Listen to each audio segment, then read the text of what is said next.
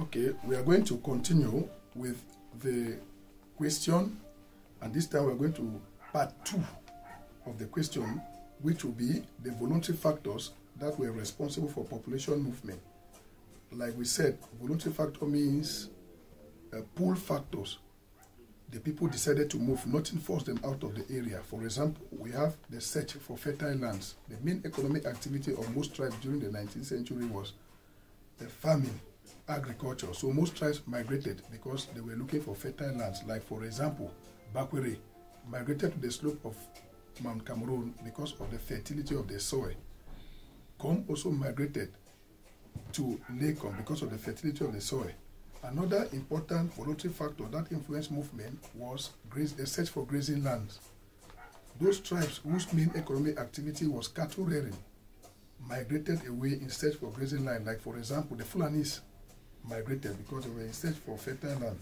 We equally have another voluntary factor like the search for employment. The Germans annexed Cameroon, established plantations along the coast of Cameroon. That influenced some tribes to migrate to the coast in search for jobs from the German plantations. The European opened farms along the coast of Cameroon. The British had the ROW King John Holt and Ambas Bay. The Germans had the Woman, Jansen, and Tomalen. That caused many tribes to migrate to the coast in search for jobs. Like, for example, von Gallagher recruited hundreds of Bali workers after the signing of the Germano-Bali Treaty to come and work in the plantations along the coast. Another important factor, a voluntary factor, was water bodies.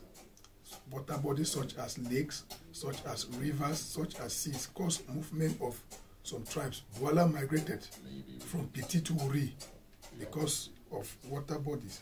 We equally have cultural ties and beliefs. Those tribes that have the same culture, the same ancestral origin, migrated towards the same direction. Like for example, we have tribes like Kumbo and Fumban. They migrated because they have the same ancestral origins. We also have another important factor like the presence of hills and mountains. The hills and mountains will offer most of these tribes natural protection against their enemies. Bakwere migrated and settled around the slope of Mount Cameroon because of natural barriers.